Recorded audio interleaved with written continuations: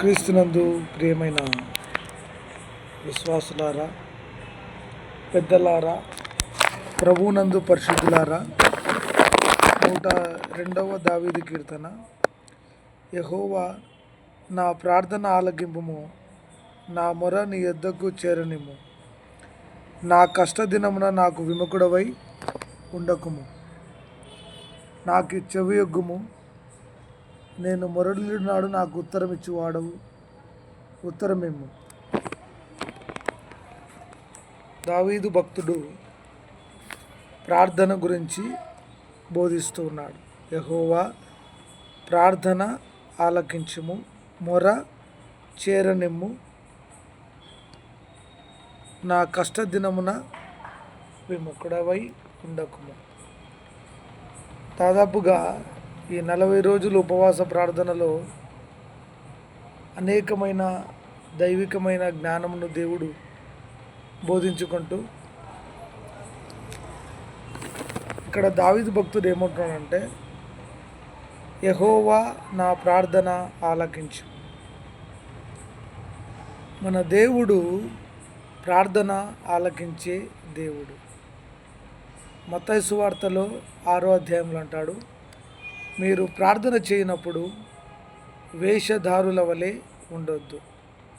తర్వాత రహస్యమందు చూచుచున్న నీ తండ్రికి మాత్రమే ప్రార్థన చేయుము.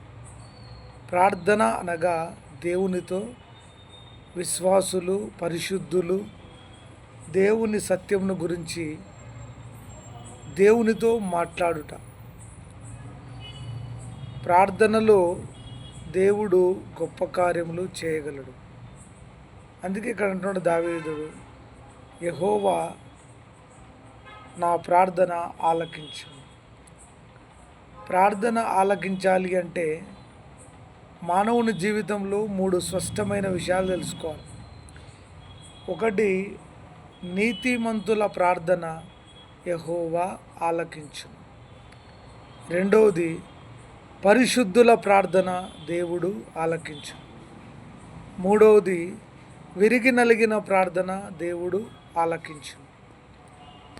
పరిశుద్ధుల ప్రార్థన అన్నప్పుడు అపోస్తులు కార్యములలో దేవుడు వారు మేడగది పైన ప్రార్థన చేయుచుండగా ఆకాశం నుండి అగ్ని కుమ్మరించెను. ఆ అగ్ని వారి నాలుకలు రగులుకొని వారు అన్య భాషలు మాట్లాడేది.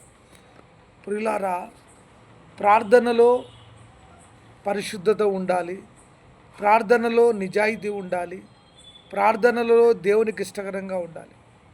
అందుకే అంటున్నాడు, నీతిమంతుల ప్రార్థన ఆలకించును. పరిశుద్ధుల ప్రార్థన, కన్నీటి ప్రార్థన, ఉపవాస ప్రార్థన జీవం గల దేవుని హృదయాన్ని కరిగించే ప్రార్థన. ప్రార్థన అనగానే ప్రభువుతో మాట్లాడుట. ఎత్తైన కొండపైన అనుభవం మానవుని జీవితంలో ఉండాలి. ఉదయకాల ప్రార్థన, మధ్యాహ్న ప్రార్థన, రాత్రికాల ప్రార్థన, నిరంతర ప్రార్థన. అందుకే ప్రార్థన ఆలకించువాడా, సర్వశరీరులు నీ యొద్దకు వచ్చెదరు. సర్వశరీరులు బ్రతికున్నా యేసుప్రభు దగ్గరికి రావాల్సిందే, చనిపోయినా దేవుని దగ్గరికి వెళ్ళాల్సిందే. అందుకే అంటున్నాడు, నా ప్రార్థన దేవుని సన్నిధికి మాత్రమే వినబడును గాక. ఈ మంచి మాటలు ఈ సాయంకాల సమయంన జ్ఞాపకం చేసుకుందాం. ప్రార్థన ఆలకించు దేవా, సర్వశరీరులు నీ యొద్దకు వచ్చెదరు. కాబట్టి అనేక ప్రాంతాలలో మరి దేవుడు ఇచ్చిన జ్ఞానముతో ప్రభువును సువార్తను ప్రకటించుచూ ఉన్నాం. అనేక సంవత్సరముల నుండి స్తుతి ఆరాధన ద్వారా, ఉపవాస ప్రార్థనల ద్వారా, అనేక ప్రార్థనల ద్వారా దేవుని వాక్యాన్ని బోధించగలుగుతూ ఉన్నాం. 3 ముఖ్యమైన విషయాలు తెలుసుకున్నాం. నీతిమంతుల ప్రార్థన బహుబలము గలదై ఉండును. ఆశ్చర్యకార్యాలు జరిగించే ప్రార్థన దేవుడు. పరలోక ప్రార్థన నేర్చుకోవాలి, పరిశుద్ధుల ప్రార్థన చేయాలి, అనేకుల కొరకు ప్రార్థన చేయాలి. దేశం కొరకు, రాజుల కొరకు, అధికారుల కొరకు, వారు ఎవరైనా సరే ప్రపంచ దేశాలలో దేవుడు శాంతి కలుగజేయలాగున ప్రార్థన చేయాలి. ప్రార్థనకు అసాధ్యమైనది ఏమీ లేదు. మనుషులను అడిగితే ఓడిపోతాం, కానీ దేవుని సన్నిధిలో దేవుని పాదాలు పట్టుకొని కన్నీటి ప్రార్థన. మరి లాజరు చనిపోయినప్పుడు వాళ్ళు కన్నీళ్లు విలుస్తూ ఉన్నప్పుడు యేసు ప్రభు వాళ్ళతో పాటు కూడా ఆయన కన్నీళ్లు విడిచెనని వాక్యం చెలవిస్తుంది. అంటే లాజరును లేపిన దేవుడు మనల్ని కూడా మరణము తప్పించుటకు ఆయన శక్తిగల దేవుడు. అందుకే పలు రకాల ప్రార్థనల గురించి మనం తెలుసుకుందాం. నీతియుక్తమైన ప్రార్థన, పరిశుద్ధుల ప్రార్థన, జ్ఞానముతో కూర్చిన ప్రార్థన, విశ్వాస సహితమైన ప్రార్థన రోగిని స్వస్థపరచును. ఈ లోకంలో మనల్ని మనమే ప్రోత్సహించుకోవాలి, కానీ ఎవరు మనకు ప్రార్థన నేర్పరు. పరలోక రాజ్యానికి వెళ్ళాలంటే నీకు నీవే ప్రొటెక్షన్ చేసుకోవాలి.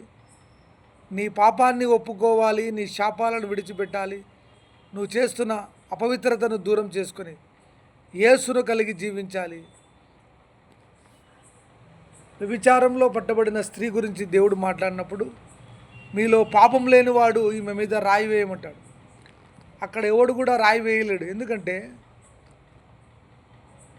వాక్యం ఏం చెప్తుందంటే ఏ భేదము లేదు, అందరూ పాపం చేసి దేవుడు అనుగ్రహించి మహిమను పొందలేకపోతున్నారు. అందుకే ప్రార్థన పాపం నుండి కాపాడును.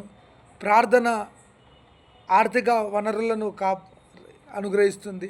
ప్రార్థన శాంతిని కలుగజేస్తుంది. ప్రార్థన విశ్వాసమును బలమును కలిగించింది. కాబట్టి కళ్ళు మూసుకొని ఈ పాఠము నేర్చుకొని మన వ్యక్తిగతంగా ప్రభువుని ప్రార్థించుదుము.